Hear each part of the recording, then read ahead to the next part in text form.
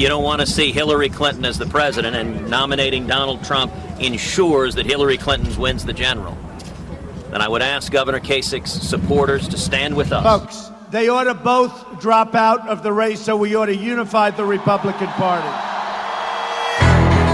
Ladies and gentlemen, don't look now, but it turned into a game of Survivor. Yes, they have an alliance now. Trey Hardin, ABC News political analyst, to tell us all about it. Good morning, Trey Hardin. Good morning. So I guess all of a sudden now Cruz does find Kasich relevant to be in the race. Interesting. Explain this, and does it make sense in a weird way?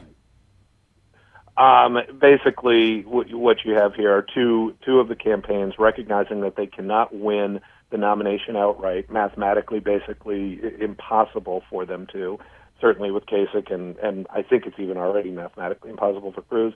So they meet and talk and agree to basically clear a path in certain states for one or the other. For example, Cruz, who's doing better than Kasich in Indiana, is expected to potentially win it outright, even above Trump. But to ensure that, Kasich then agrees to kind of pull back and not spend any money there. Frankly, is supposed to be telling his voters to vote for Cruz, and then Cruz would do the same in states like New Mexico and Oregon. That's what's going on. I can tell you it's not going to work.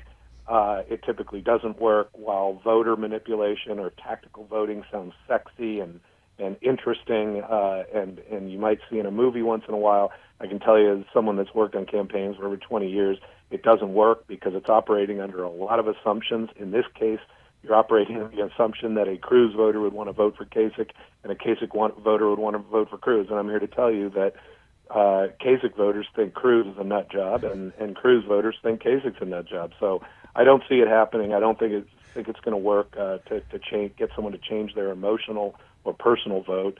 I also think it's too late and shows some desperation right now. Okay, so it doesn't work, but could it do the opposite and backfire and actually help Trump more? I think very much. In some ways, it could. I mean, because again, if I were the Trump campaign, I would leverage this from a messaging standpoint to continue to show that, hey, he's on an island. He's not part of this system that clearly is used to making deals that do nothing for the American people and create paralysis in Washington, et cetera, et cetera. He could easily play to that. And it could also, there's an unfairness element, so those who might be on the fence about Trump or maybe having second thoughts about Trump and were willing to jump ship and go to Kasich or Cruz or hadn't made up their mind yet, this might be enough to sway them to be like, well, listen, this is just not fair. It's just not right. It's trying to buck the will of people that have gotten Trump to this point.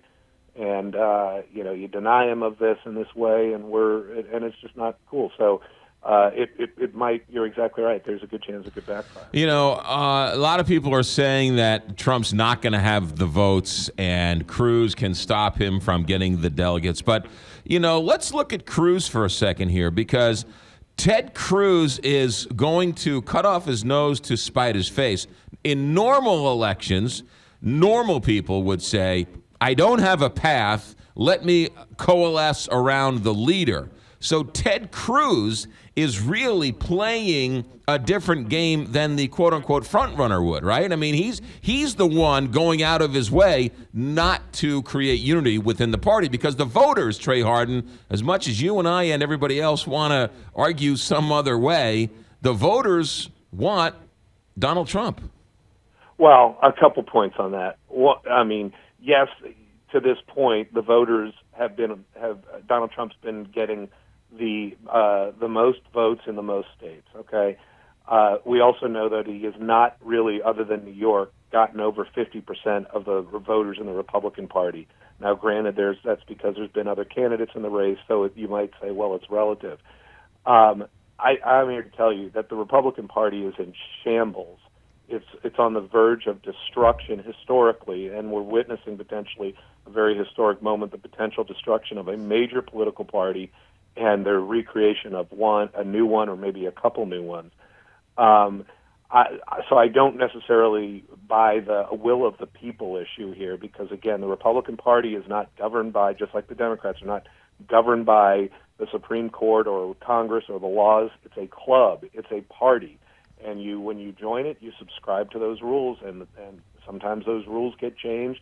You may not like it, may not be right, it may not make sense, but it's just a reality. And so I can tell you that I'm not a big Ted Cruz defender, but in this case, the party is already completely ununified going into this. And when you see that 4 out of 10 Republicans in these states have said that if Donald Trump's the nominee, they are not going to show up and vote for him and may even vote for Hillary Clinton, I think that it already shows that there is a unity issue in this party. There is no way that Ted Cruz or John Kasich are going to coalesce behind Donald Trump and offer to be his running mate. It's just not going to happen at this point. Interesting times. Trey Hardin, have a good week. Sorry about Tom Brady, but we can talk about that at some other time. Yeah, and congrats on the Blues. I watched it. It was a big one. How about that? Thanks, Trey. Have a good week. Yeah, ABC, you got it. ABC News.